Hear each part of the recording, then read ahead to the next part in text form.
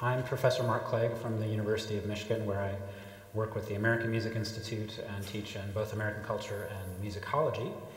And about a year and a half ago, we had a meeting in Ann Arbor about the future of the American Orchestra, and San Francisco was a great partner, and Susan Key came out and joined us there.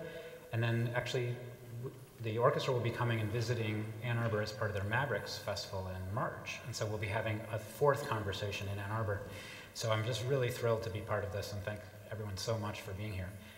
It's great to see you. It's great to have the community here to talk about community, and we do hope that you'll participate in the discussion with your questions and observations in our second half. But we wanted to start off and just get some thoughts from our panel, and I'm welcoming Professor Neil Harris from the University of Chicago, where actually I did my undergrad, so it's great to see you again, Neil. And Jesse Rosen, who's the president and CEO of the League of American Orchestras. So what's exciting to me about this panel is we have sort of basically both ends of the spectrum chronologically, with Neil, who's a scholar sort of looking at the history of art in America. He had appointments in history, but also in art history at the university, and looked at the role of the artist in America. So one of his really exciting and sort of pioneering books is The Artist in American Society. Jesse, on the other hand, is working very much with the contemporary scene, working with orchestras today, about some of the new innovative ideas about sort of changing the relationships of orchestras, not just as a symbol of community, but really as a community partner, really being involved in the life of its neighborhood. And so I think that's one of the exciting things about this panel, is sort of to look at this issue of community from these two perspectives. So I thought we'd start off maybe with a question for you, Neil, just about sort of historically, how does this relationship between the community and the orchestra come together? I mean, today, when you think of an orchestra, it's always the city name orchestra. San Francisco Symphony, New York Philharmonic, Philadelphia Orchestra. The place and the ensemble, you can't have one without the other. So how did that happen? Well, I think a lot of our history, culturally and politically, is local history. It's really what communities make of themselves. And it's interesting to note, as we're celebrating this wonderful centennial, that many American orchestras were founded in a 20 or 30 year period, just really the decades preceding 1911 and just afterward. And I think the role of the community there is, in effect, to credential it by the founders of the orchestra. What does a real city need to have in order to make claims that it is a real city? And one of the things at the turn of the century, for many places, was an orchestra.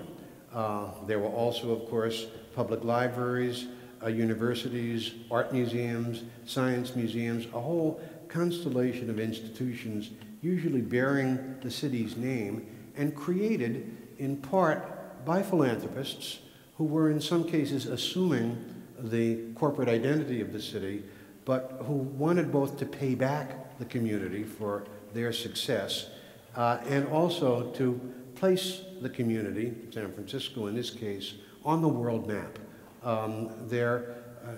After all, before the airplane, cities in California at least were a far distance from other metropolitan areas. So I think this was a sense of connecting to the worldwide network of cities which had some pretensions about themselves. It's interesting how much the founding of orchestras actually follows periods of real civic crisis. I mean, I think in Chicago with the Chicago fire, but here with the earthquake in 1906. And correct. In many ways, the founding of the orchestra is an announcement to the world that we're back. You know, we're have a community here that's ready to welcome you and that's civilized. Both Chicago and San Francisco are phoenix cities. I think they claim to have risen from their ashes. In San Francisco's case, of course, it was planning for the great 1915 exposition, the Panama Pacific, that was one of the impelling factors in creating the orchestra. In Chicago's case, it was the Great Columbian Exposition of 1893, which was followed, of course, a year later by the Midwinter Exposition in Golden Gate Park. And I should mention, by the way, that parks are a part of this larger institutional outreach. Creating a park system was also considered one of the functions of enlightened city leadership. So Jesse, do you think this connection between the sort of the community and its community health, the thriving nature of the population. Is that still true today? Is that part of why we have orchestras? Or what are the sort of contemporary trends in this relationship between an orchestra and its community? Well, I'm not a historian, although every morning I look in the mirror and I see my hair get grayer and grayer and more of it falling out. I figure I must be old enough to have some perspective on something. And, just thinking of Neil's comments and adversity in the beginnings of orchestras, the 1930s were a tremendous period for orchestras, surprisingly enough, under the WPA, the Works Progress Administration.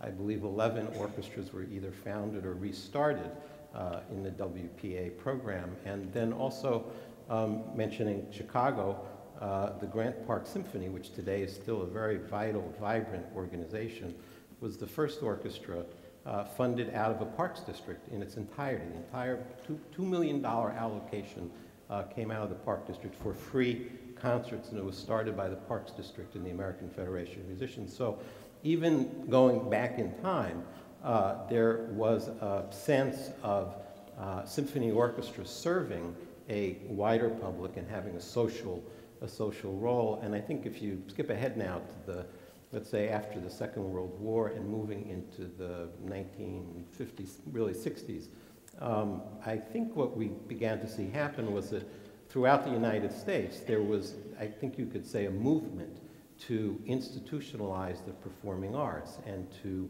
raise professional standards, to elevate the performing artist as a legitimate citizen who was entitled to a living wage and a season of music making. And so tremendous resource went into building our institutions, orchestra companies, theater companies, dance companies, supported by corporate support, foundation support, government support. I think it was part of the national agenda, frankly, and I think during that phase, the American orchestra built up a system of practices that were intended to professionalize the experience, raise the artistic standard, improve living conditions for American musicians, and our focus during this period was on the excellence and quality of the performance. And this was, I think, really the galvanizing idea about American orchestras for a very long time. And meanwhile, the world was changing, and our country was changing in terms of who lived in it, who lived in the neighborhoods our concert halls were in, who was populating our country, and what our sensibilities were about what it meant to be a nonprofit organization in contemporary America. And I think with that change, we've seen a widespread shift in how orchestra resources and roles are being deployed now in their communities. Well, that's a great point, just that orchestras in the United States, at least, are nonprofit organizations, which means they're granted special tax status, but because they are also serving the community. San Francisco Symphony maintains a youth orchestra. They have the Keeping Score program. We're doing public programs like this today. So they're serving the community with a kind of a spiritual performance. I mean, the sort of musical sustenance, the way in which that feeds our souls, but there's also a very practical approach to providing services to the community. Is what's happening here at San Francisco, is that unusual, or is that happening in a lot of different places in the country, or what do you see as the ways in which orchestras serve their community? One piece of context to answer the question, there are about 1,800 orchestras in the United States. They are attended by about 25 million people every year, and about 90% of those orchestras have budgets under $5 million, not at all like the San Francisco Symphony. And in many of those orchestras, you find a kind of community integration that is just natural in those towns and cities. I was at a board meeting in a small town in Michigan. I can't remember the name, I'm embarrassed to say. But at the board meeting, I'll just try to tell it fast, but everyone was introducing themselves. So one woman says, well, I came on the board, I'm a cook, and I run a restaurant. And somebody once said to me that my business would do much better if I had some music. So I started looking for a musician, and I found a bass player.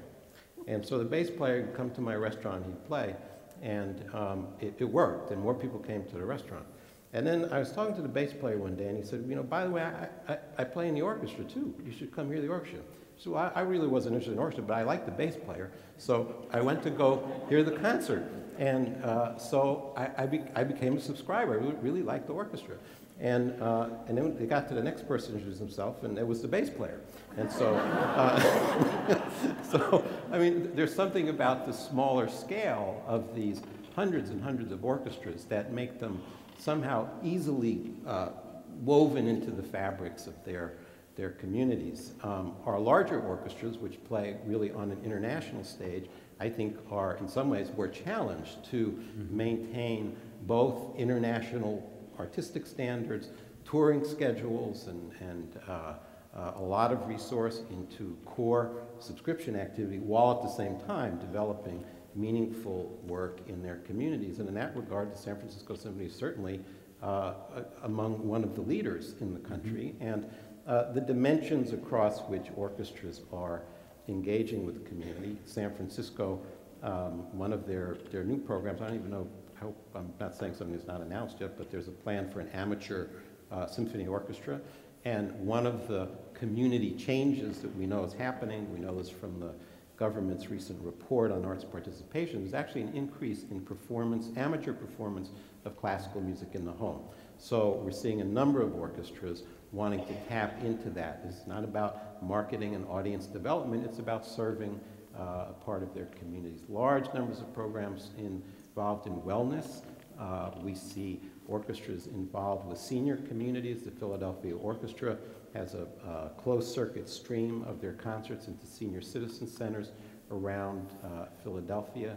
And I would say also, I think it needs to be said that even from the creative standpoint, what happens on the stage in the main concerts themselves, as our repertoire grows and unfolds, it also is beginning to reflect immigrant populations. And so there have been generations of composers in the last 20 or 30 years coming into the United States, very distinctive sense of how the orchestra can be utilized to expand the sound palette. And those composers often, when their works are done, often they're done in partnership with local neighborhood organizations because of natural tie-ins. And so the main stage work of orchestras also, I think, is becoming more community-focused than it used to be. I want to pick up on that theme of amateurism and turn back to you, Neil. I mean, one of the things that the San Francisco Symphony has done over the years, I mean, pioneer in the radio industry and recording with Monteau and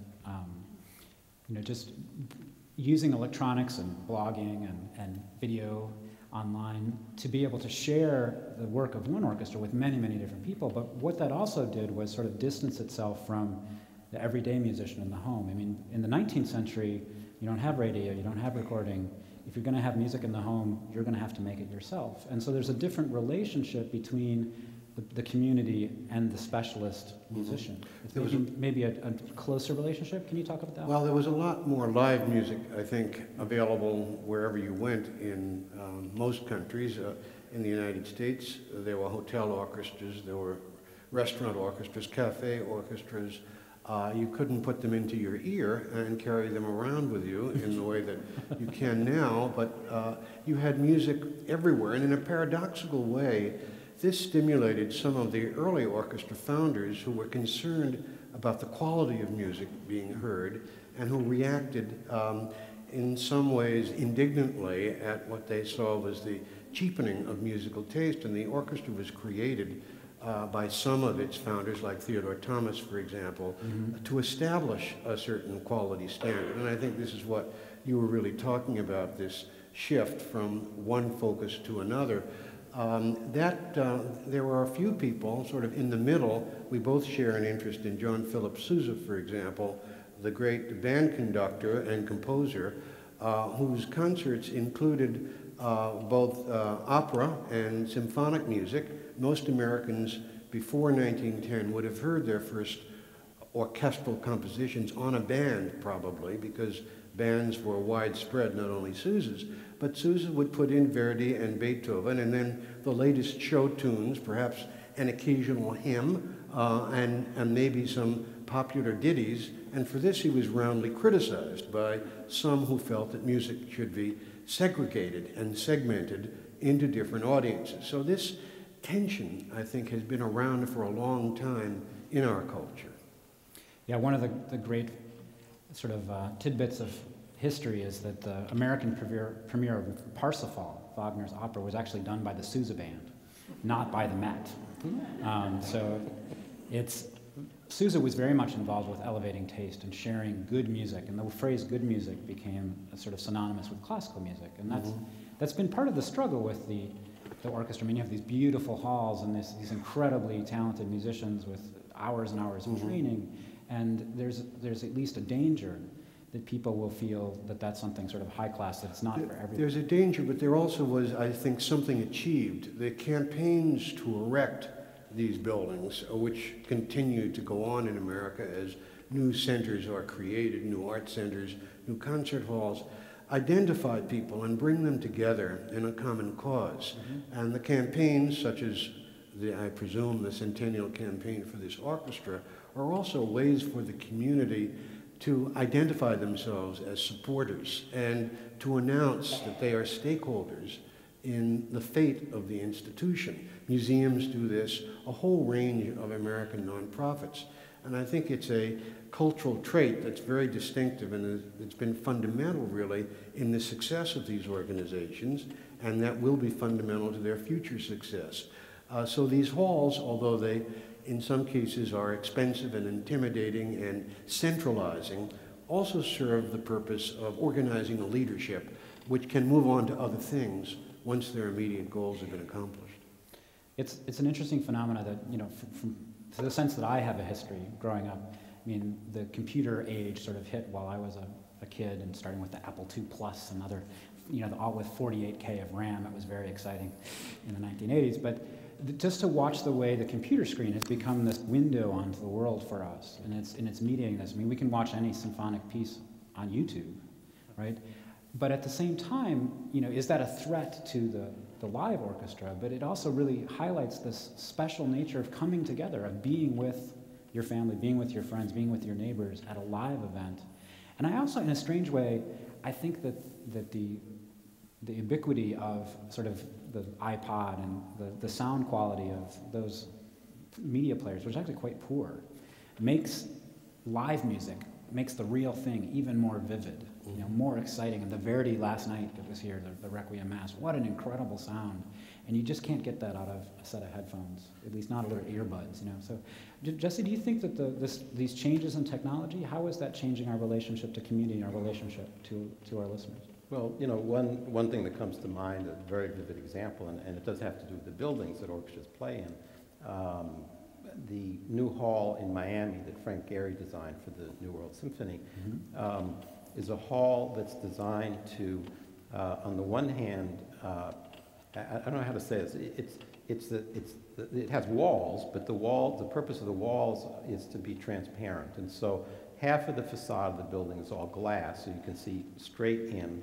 You can see straight into the practice rooms, into administrative offices. The other half of the facade of the building is a wall upon which they broadcast, you know, their live concerts. And so they have an interesting phenomenon going on where actually when they give concerts now, sometimes there are more people. People will go in to watch the live concert at the beginning, but then they'll go out so they can experience it from the outside as well. So people are, you know, the definition of what's live and what's not live is changing somewhat because of you know, what technology is. Sort of like football stadia, after all, have screens. That's right. And you watch the game, sometimes you watch the screen instead of the game. But with the YouTube Symphony Orchestra that Michael Tilson Thomas was conducting, more than 33 million people watching that. And I know I was one of those people who got up in the middle of the night so that I could watch the event on my computer screen live, right? And my friends were like, well, why didn't you just sleep in? And then because you can watch it any time, right? I mean, why? But there was something about feeling that you were part of this sort of global energy that transforms it. And I think that brings up another interesting topic, which is, you know, when we talk about music and the communities, we talk about like economic development, we talk about the ways in which it brings, you know, prestige to our communities, but there's also something magical about music, that spiritual dimension.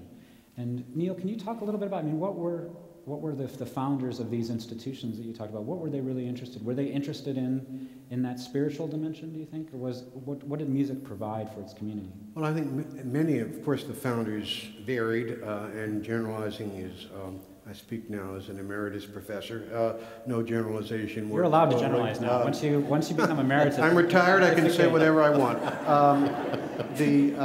When you get people like the founder of the American Symphony Orchestra is often considered, that is the lay founder, Henry Lee Higginson of Boston, and the Boston Symphony, which was created in the 1880s, is a model that many orchestras followed.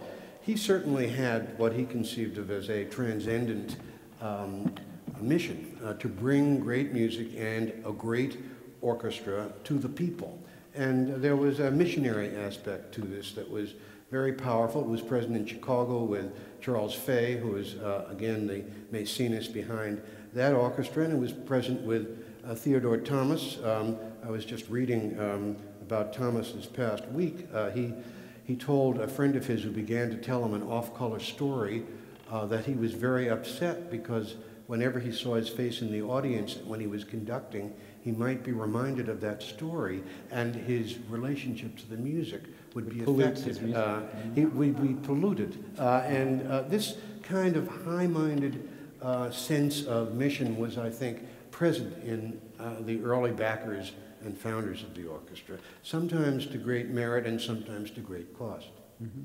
Now, Jesse, that's sort of a hard argument to make maybe to politicians or to public policy, and that, I think that economic argument, especially now with the need for jobs and things, is a very clear argument. The spiritual argument is a little bit more dangerous. Well, it is, and our Vice President for Government Affairs recently told me she was speaking with the head of an organization called the Independent Sector, which is the umbrella of all nonprofits in America. And the League, along with all the nonprofits, have been lobbying very hard around any threats to the incentive for people to make tax-deductible contributions, which is part of the Obama administration's proposal, or it had been until just a couple of days ago. And so there's been a big mobilizing effort around this to ensure that our sector remains secure. But the head of Independent Sector, as Heather tells it, she took her finger and stuck it right in her chest and said, "You can't keep talking about how beautiful the music is. It's not going to change anybody's mind."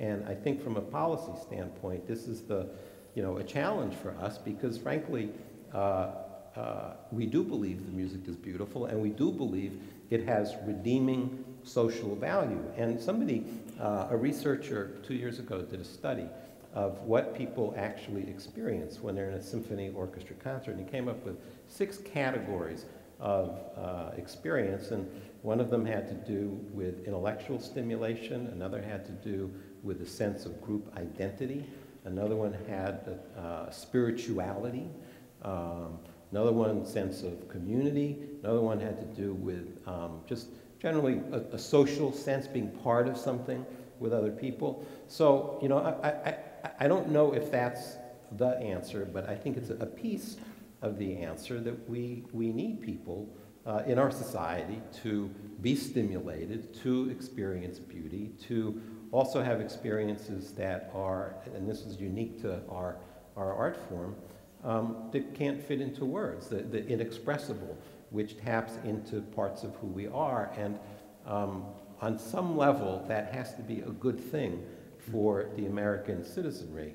I think it's not sufficient, and I think the part of our arguments have to include facts like of the 32,000 concerts given by American orchestras every year, half of those are education concerts, and probably, I don't know what the percentage is, but a high proportion are given in inner city neighborhoods. And the whole scope of civic engagement activity, where there's a whole public service dimension to the work of orchestras, is beginning to grow and consume more resource. And I think the economic impact argument has some value, but it's not a distinctive one, and it's one any sector can make, and there are sectors who can argue much greater economic impact than the orchestra field. So I think our challenge is to hang on to what is uniquely orchestra that nobody else can do, that no other art form can do, and at the same time be very cognizant of the need to continue to grow the service we provide to communities and tell that story to our policymakers. Mm-hmm.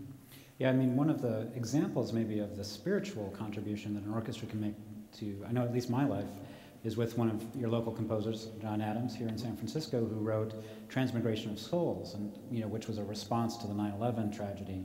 And his courage to take on, in a very fresh way, because that was written in 2002, just only really a few months after the attack had happened, but his ability to take that event, which powerfully changed all of our lives, and to give it some kind of emotional, environment in which we could experience those feelings, was so powerful for me. And I know a lot of communities, because of the 10th anniversary, have been performing that piece. But that's I think a great example of the power of music to serve. I would even take it further than that. In the experience of the Louisiana Philharmonic after Hurricane Katrina, the very first public event where the community could come out and be together was a concert of the Louisiana Philharmonic. And I had a meeting with their orchestra committee, the group who negotiates their contract and represents them, about a month before they're about to move back into their concert hall. And so I asked them, how it felt to be for 4 years without a concert hall, because their hall was underwater. They said some really interesting things. They said they actually got better. They played better as a result of it. I said, how could this be? And they said, well, when we couldn't hear each other because the acoustics were so bad, we watched each other more closely. And when we couldn't see each other, we listened more closely. And so the adversity of the environments actually made us get better. And then what they said that really struck me was that we were actually able to see people's faces while we were playing, because we were in community centers and churches, and we could see the impact of what it was our music making was having on the people in front of us. And that inspired us and made us play better. And so, for me, this has been, I always see this as the marriage of, two very important ideas about service to community and also the intrinsic value of the art itself and the impact that it has. And not surprisingly, the first capital expenditure in New Orleans after Katrina hit was to restore the concert hall. I mean, that orchestra made itself a part of the healing of that city. And they did it through being close to people, but they were playing the standard traditional orchestral repertoire. Mm-hmm. Neil, it strikes me that a lot of this discussion of spirituality, I mean, in the 19th century, we would have thought of the church as being this place that provided this sort of human dimension, this meaning to community, and made us think about sort of these larger issues. Do you think there's some parallels between the sort of late 19th century, between our communities getting, the urban community in particular getting larger and larger, and maybe religion no longer bringing people together, and then culture being a way that's just filled that void? I think culture, remember there are a whole series of great pronouncers on culture in the 19th century, John Ruskin and William Morris and so on, some in music, some in the arts. Yes, I think culture is a religion to many people, and these were temples. They were literally, in the case of the museums, temple-like in their construction, and you were meant to approach as a worshiper. This produced, of course, on the part of some institutions, a degree of condescension, which they've been trying to live down in the decades ever since, because again you have priests and then you have a congregation, and the kind of natural easy connections between the art form and the larger public are diminished as a result of that. But there's no question that this became a unifying device for local communities everywhere to have, again, as I said at the start, an orchestra or a museum or a choral society, a dance company, a theater company. These were badges of community and a connection.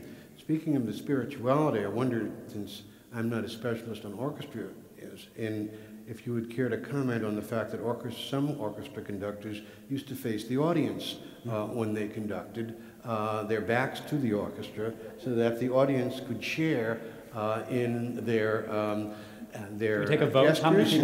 Want to see the conductor? There was a kind of celebrity aspect to this, but nevertheless, I think it was designed to elicit reactions and responses which you can't really get when you see the back of the conductor as easily. Although Sousa used to be the subject of vaudeville acts just because of his back gestures, and he had his imitators as a result of that. Well, it's one of the fun things. I think actually the first concert I heard in Davies was I was sitting right back there in these choir seats, and it is a fascinating thing. I mean, both Neil and I are bassoonists. You played trombone, is that right? Yeah. I sort of grew up looking at the conductor from the front, and that is a really important aspect, that the conductor's motions, which, the conductor doesn't make a sound, right, and shouldn't make a sound. No. But, I certainly find myself watching the conductor, and there's a kind of, the conductor sort of offers an interpretation, focuses our attention, not only the musicians on what's important, but for those of us in the audience watching to see what's important. So I think it is a nice thing. The only problem I have with these seats is the French horns are rather loud since they bell. So it does change the balance a little bit.